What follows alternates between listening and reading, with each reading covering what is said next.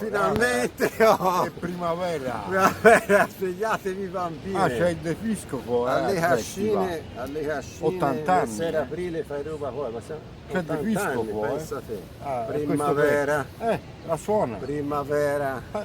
Vabbè. Allora, no, però in realtà siamo ancora in inverno, capito? Sì, non, 25 non ci inganni questa magliettina, ossia appunto sì. primavera da messera aprile. E viene marzo passo. Pensa a Livigno e lei è Italia. Sondrio, sì. Livigno fanno un metro e mezzo, Sì. 2 metri di neve. Ancora pieno inverno, capito? Pieno inverno. Oh. Allora, cosa è successo nell'inverno di 4 anni fa? Proprio era l'anniversario era ieri. Sì, vabbè. 24/2/2022 l'attacco della Russia, Invasione, c'è chi dice anche aggressione, sì, no? Aggressione, cioè questi vedrai, perfidi moscoviti un'invasione, che un'aggressione, aggrediscono, sì, certo, un'aggressione, certo. brutale. Bisogna capire però chi era stato il primo a aggredire, va bene? Sì. Allora, per molti, infatti io lo sento ripetere, no? Questo ritornello, che la guerra in Ucraina sarebbe iniziata appunto il 24 febbraio 2022. No, allora, questa affermazione è vera o è falsa? Falsa. È falsa, perché in realtà la guerra è iniziata nel 2014, dopo il colpo di Stato del Maidan, no? Sì. Colpo di Stato, perché si può parlare di colpe, cioè colpo di Stato? Perché per stessa ammissione di una funzionaria degli Stati Uniti, no? Funzionaria di Stato, Vittoria Nuland. Chi c'era? Timoshenko? No, c'era, aspetta, Yanukovych. Yanukovych. Che aveva vinto regolarmente le elezioni, mi pare quel 52%, no? E però, diciamo, alla parte più estremista dell'Ucraina, insieme diciamo, ai settori NATO statunitensi, non era andata giù questa elezione, no? Perché appunto si diceva che fosse filorusso, va bene? O comunque neutrale, lui dichiarava la sua neutralità, però insomma non andava bene nemmeno la sua neutralità. Allora, colpo di Stato finanziato addirittura con 5 miliardi per ammissione di questa vice segretaria, no, di dollari. L'ammissione della Nuland, no? Questa Vittoria Nuland, che era, se non erro, sottosegretario di Stato degli USA, va bene? Ah sì? Sì, durante un'audizione del Congresso rivelò questa, diciamo, ha rivelato questo segreto di Pulcinella, va bene? Si era capito anche senza che ce lo dicesse lei. Quindi, prima osservazione naif, allora, l'inizio della guerra in Ucraina non è il 24/2/2022, ma è immediatamente dopo il colpo di Stato del 2014, perché iniziarono bombardamenti del governo golpista ai danni dell'Ucraina orientale, che è abitata vediamo se ci arriviamo, da russi, sono quasi tutti o quasi russi, capito? Fu proibito addirittura di usare la lingua russa negli uffici pubblici, nelle scuole e così via, va bene? E a riprova di ciò, al momento in cui la Russia entrò in guerra c'erano già oltre 14.000 morti, quindi una vera e propria guerra, va bene? Una vera e propria guerra.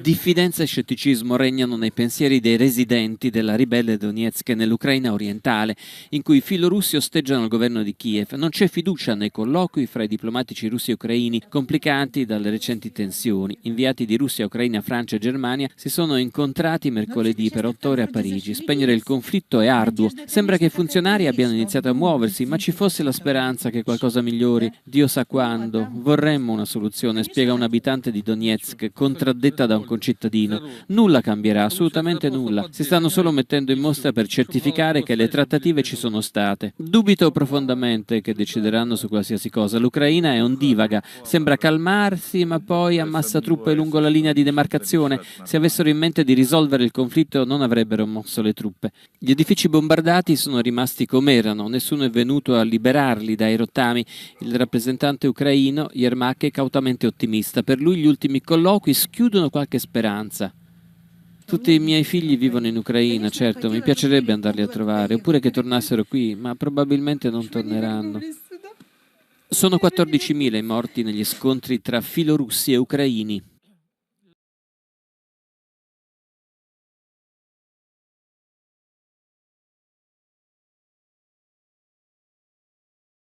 In realtà sono 8 anni che la NATO prepara militarmente l'Ucraina per combattere la Russia. E questo ce lo dicono gli stessi americani, apertamente. Questo è il portavoce del Pentagono del maggio scorso, che ci spiega come i successi militari degli ucraini siano dovuti a 8 anni di addestramento da parte della NATO. The training and effort that went into getting the Ukrainians ready for this kind of war over the last 8 years. The United States, Canada, Britain, other allies really helped train the Ukrainians in small unit leadership, command and control, operational maneuver, the kinds of things you're seeing them do now. It's not just about the weapons. It's about the skills and the capabilities that they and the leadership that they're exerting on the battlefield. Again, that wasn't an accident. That was the work of the United States and so many other allies. Tra parentesi, questa storia della guerra, no? È stata anche diciamo, confermata dal famoso Jens Stoltenberg. Ti ricordi Stoltenberg? Era il segretario generale della NATO, capito? Sì. E a più riprese ha detto che non è l'inizio della guerra del 2022, era ma del 2014. Svedese? Norvegese, no, di quelli che ci hanno fatto il mazzo ieri a San Siro. Boia. Capisci? Va bene. Oh. Non ci basta che ce lo dica il Pentagono? Ce lo facciamo dire direttamente da Stoltenberg, il segretario della NATO. The war didn't start in February last year.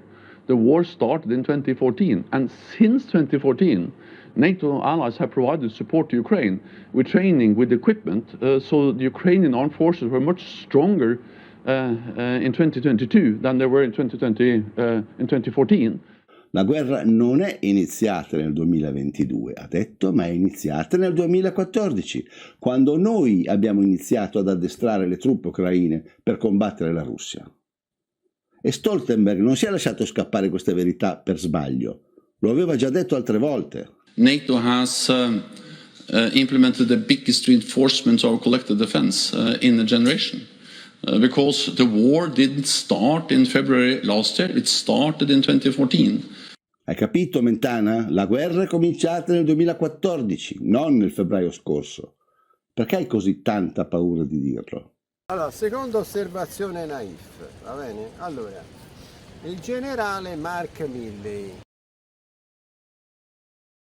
Chi era questo generale? Chi è? No, chi era? Cioè, nel senso, esiste ancora, però non ricopre più, diciamo, il ruolo che ricopriva prima, cioè era il capo di Stato Maggiore statunitense, va bene? Nel novembre 2022, dopo l'avanzata nel nord-est, l'avanzata ucraina nel nord-est del paese, Kharkov, e anche a sud, Kherson, no, dice Kharkiv. Kharkiv è ucraino, Kharkov è russo. È la stessa Allora, città. Allora, praticamente dice, durante una specie di convegno, dice dice che bisogna trattare con la Russia, bisogna trattare con la Russia perché dice questo è il momento giusto, no? Il momento giusto è che l'Ucraina è, diciamo, in una fase positiva, no? Ha ripreso parecchio territorio, però dice, dopo non si sa quello che può accadere, non si sa, magari i russi si riorganizzano e riprendono l'avanzata, no? Allora, questo generale aveva torto ora già a chiedere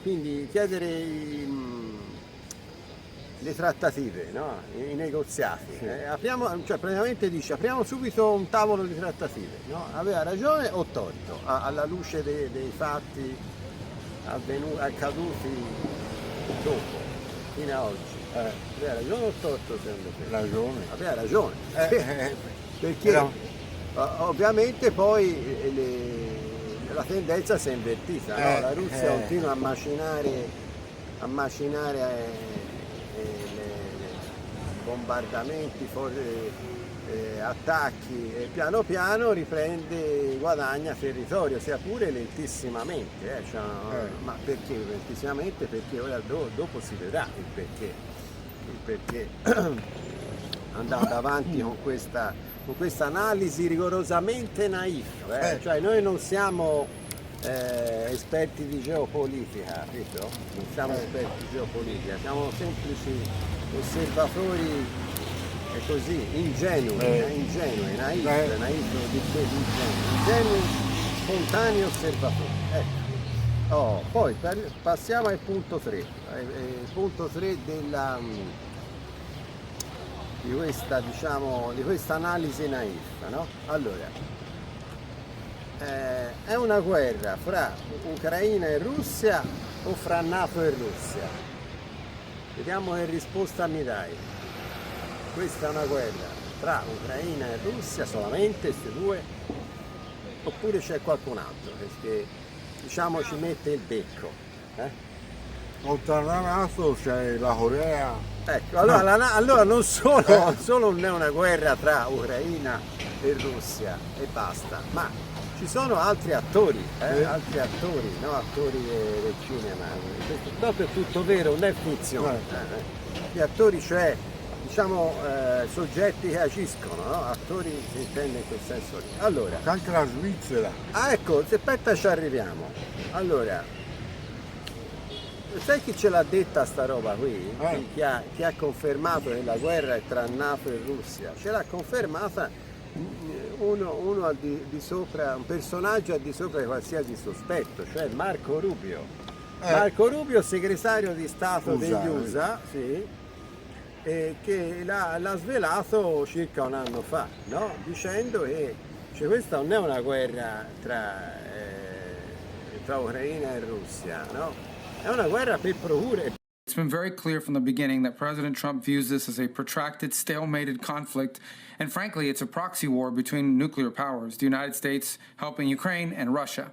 And it needs to come to an end. And no one has any idea or any plan to bring it to an end. The plan of the Ukrainians up to now and their allies on Capitol Hill and the people you talk to in other countries is, let's just keep giving them as much as they need for as long as it takes. That's not a strategy. Quindi guerra per procura, ma non solo guerra per procura, addirittura è una guerra tra NATO e Russia con la NATO allargata. Che, appunto, hanno partecipato altri soggetti non facenti parte della NATO, tipo la Corea del Sud, l'Australia, l'India. No, l'India no. L'India è rimasta assolutamente neutrale. No, la Svizzera addirittura, che è ufficialmente uno stato neutrale. L'Austria fa parte dell'Unione Europea, ha sempre diciamo, dato il suo consenso agli aiuti militari all'Ucraina e così via. Quindi NATO allargata, NATO allargata. E dall'altra parte, a parte della Russia, l'Iran ha fornito i droni, no? All'inizio i russi non avevano tanti droni, ci ha pensato l'Iran, poi i russi li hanno sviluppati per conto loro. La Corea del Nord ha aiutato addirittura con gli uomini, no? Il personale militare ha aiutato i russi E poi c'è la Cina che continua a comprare petrolio, gas, fregandosene le sanzioni, cioè utilizzando le sanzioni, perché ovviamente i russi vendono a prezzi più bassi, no? E la Cina, figurati, mi pare il vero che comprare energia e risparmiare pure, capito? Ecco.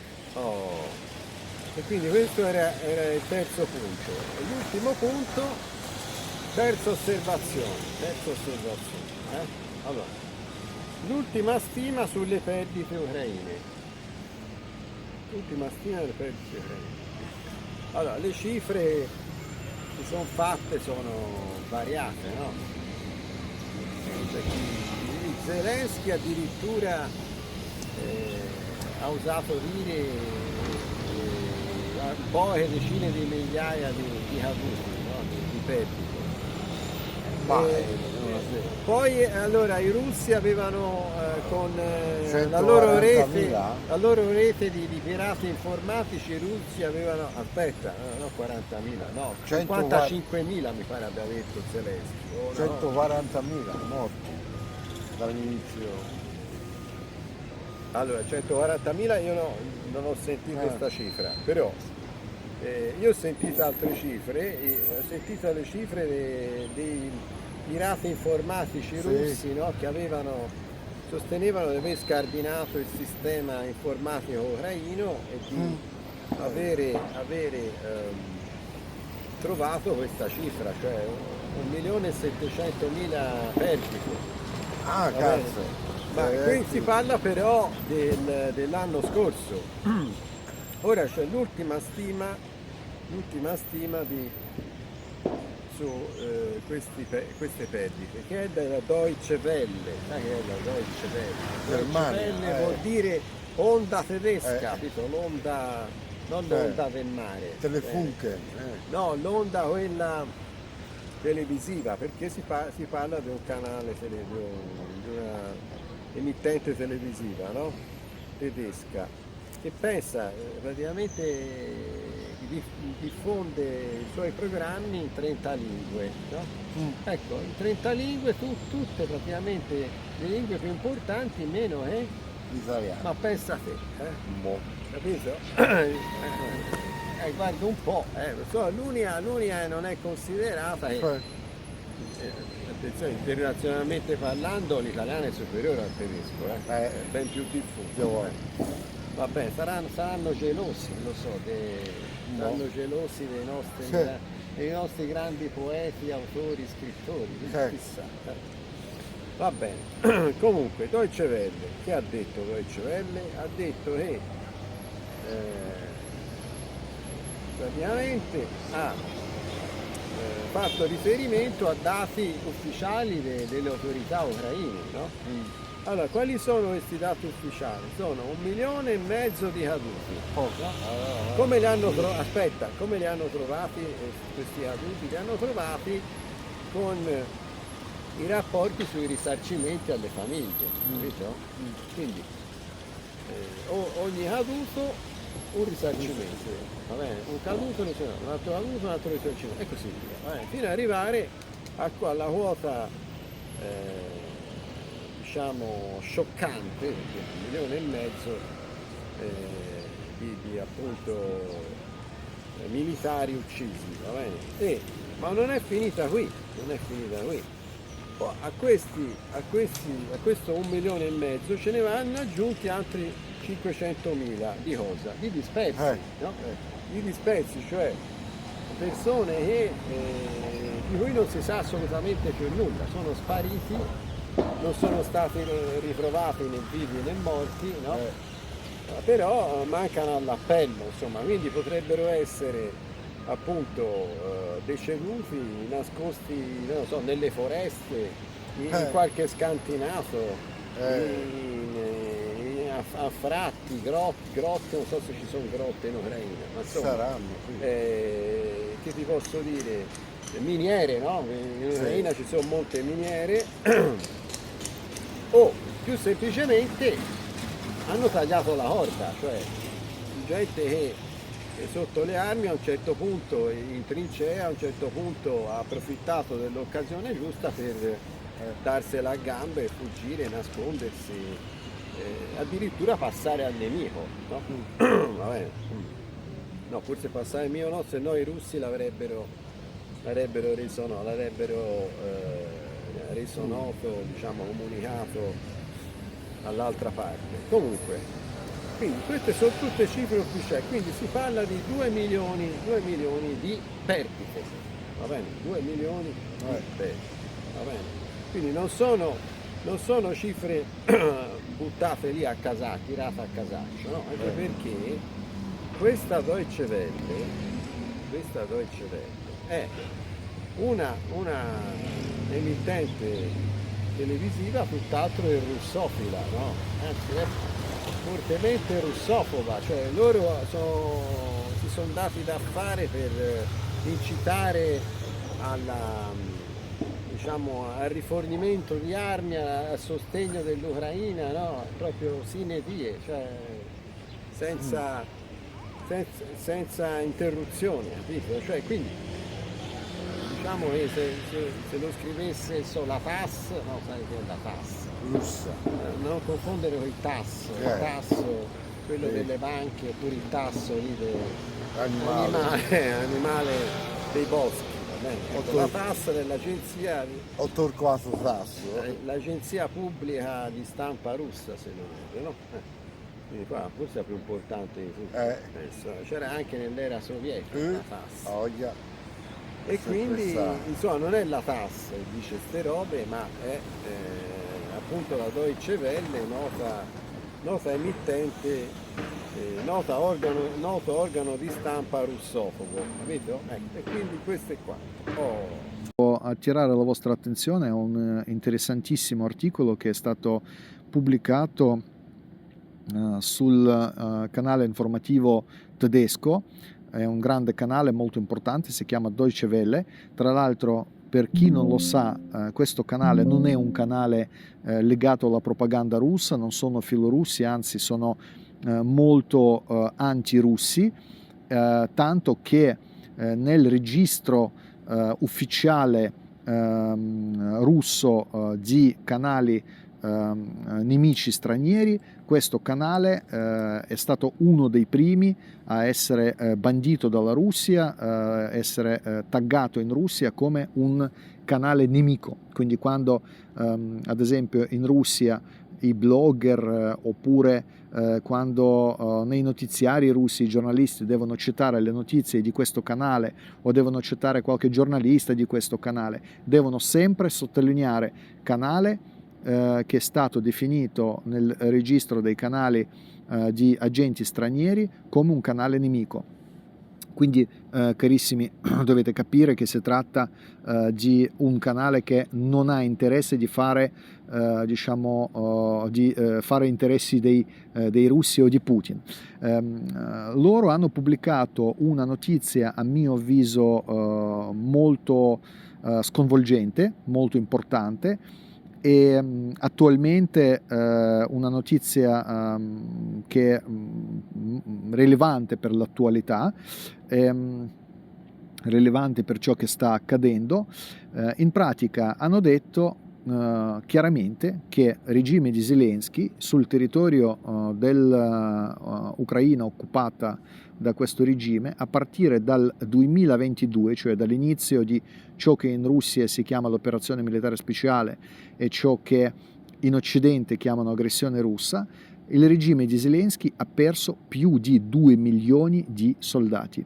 Quindi questo è veramente una notizia bomba, perché la prima volta quando un canale di informazione così importante occidentale, che fa parte della propaganda antirussa occidentale, dice qualcosa di coerente con la realtà oggettiva. Ovviamente ci sono tante domande: per quale motivo lo fanno, cosa è successo. Innanzitutto come è avvenuto, come è presentata questa notizia. Deutsche Welle praticamente ha condiviso questa notizia in 3 diversi video. C'è un lungo video, un reportage, c'è un breve video, un riassunto, e c'è un video praticamente molto corto, meno di un minuto, che è stato fatto appositamente per i social, per Instagram, per TikTok, per Telegram e così via. E in tutti e 3 materiali viene spiegato, il giornalista va in Ucraina, racconta, fa vedere cadaveri, parla con le persone e dice che in pratica ha ottenuto le informazioni da un informatore che proviene dal governo di Zelensky, quindi i giornalisti tedeschi in pratica affermano che la loro informazione arriva direttamente dal governo ucraino, e questo il loro informatore conferma che Ucraina a partire dal 2022 ha perso 1.500.000 soldati, e questi soldati sono già identificati e sono già registrati come morti uccisi. Cioè in pratica non si tratta di dispersi, non si tratta di qualche errore, si tratta di morti confermati, 1.500.000. Altri 500.000 sono soldati che sono stati considerati come dispersi, sono registrati come dispersi, ma chiaramente loro sono caduti. Per quale motivo? Perché loro da molto tempo che non si trovano, e le loro famiglie con loro non hanno contatti, e soprattutto loro non sono detenuti dai russi. I russi attualmente nella loro prigionia hanno circa 70.000 militari ucraini, militari, ufficiali, soldati semplici, sergenti, insomma tutte tipologie. Gente in gran parte si arrende perché loro non hanno voglia più di combattere, molti si trovano in difficoltà e preferiscono arrendersi anziché morire, e loro non vengono contati come dispersi. Per quale motivo? Perché tutti i nomi di prigionieri di guerra i russi forniscono a controparte ucraina. Questo avviene durante gli incontri, c'è la Croce Rossa che è presente in questi incontri, e quindi Croce Rossa conferma che quando i russi si incontrano con il regime di Zelensky, loro si scambiano le informazioni di base, e queste informazioni di base soprattutto contengono i nomi. Nomi e quantità. Noi abbiamo un tot di militari, ecco la lista di loro nomi, voi avete un tot di militari, ecco la lista di loro nomi, e poi alla fine decidono quali militari, in quale quantità, in quale posto scambiarsi. Quindi la Croce Rossa conferma questa cosa, e loro, questi 70.000, non rientrano in quei 500.000 che sono ormai dichiarati come dispersi, e ovviamente si capisce che sono morti. Di questo parlano apertamente giornalisti di Deutsche Welle. Loro dicono che effettivamente in questo senso è molto importante capire che alla fine questi morti non saranno riconosciuti come tali, ma rimarranno comunque per tutta la vita come dispersi, e questo anche viene fatto perché in questa maniera il regime ucraino cerca di risparmiare i soldi da pagare alle famiglie, perché se un militare viene considerato disperso e non morto in battaglia, il governo ucraino non deve pagare i soldi alla sua famiglia. Se invece il militare viene riconosciuto come morto in battaglia, devono pagare il denaro. Questa in grandi linee è la situazione. Va bene, basta, io direi che non so se tu c'hai altro da aggiungere. No. Ma forse sì, qualcosa si può dire. L'auspicio è che, come ti posso dire, qualcuno rinsavisca, perché mi sembra che questi 4 anni soprattutto dalla parte europea, insomma, doveva essere una guerra lampo. No, Cioè, ma allora si continua a dalla seconda guerra mondiale è quella che dura più di lunga, sì, ma si continua a puntare sulla disfatta della Russia, no? Da parte dell'Europa. Sperano che a furia di riarmare, sostenere, appoggiare militarmente e non l'Ucraina, alla fine i russi, non lo so, crollino da soli. Ma in realtà i fatti ci dicono tutt'altro. Allora, i russi sono più bomba atomica degli Stati Uniti. 6.250, se il conto è non è stato aggiornato, queste sono le cifre. Gli USA mi pare siano circa 5.000. Ma non c'è solo questo, ci sono anche le armi ipersoniche, i missili ipersonici, l'Oresnik, il Poseidon, insomma hanno sviluppato un armamento, come dire, di tutto rispetto, va bene. C'è anche appunto il settore dei droni in cui hanno progredito molto, insomma io non capisco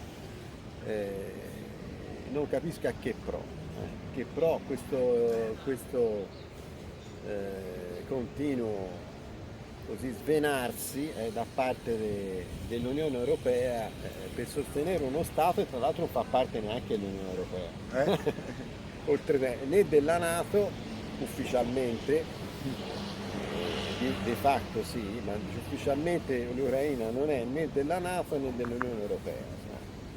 Vabbè, vedremo come andrà a finire.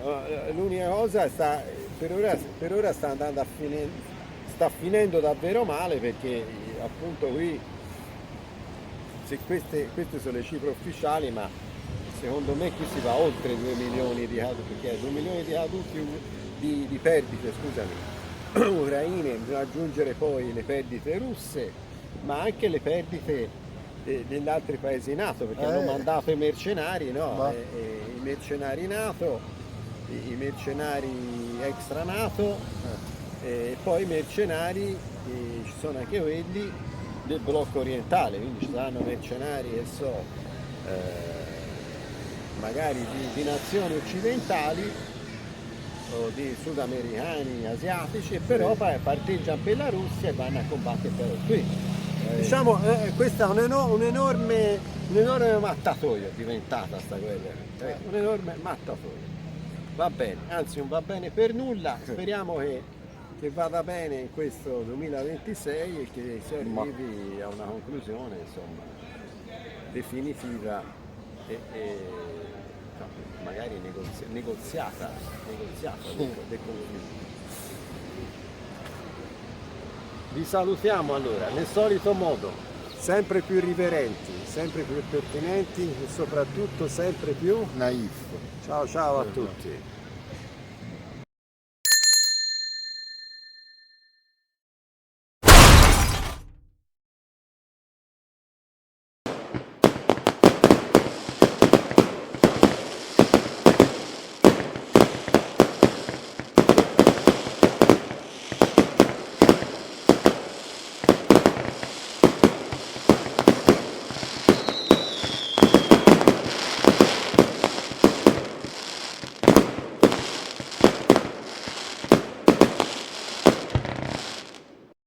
Basta cazzate! Basta cazzate! Basta cazzate! Basta cazzate! Basta cazzate!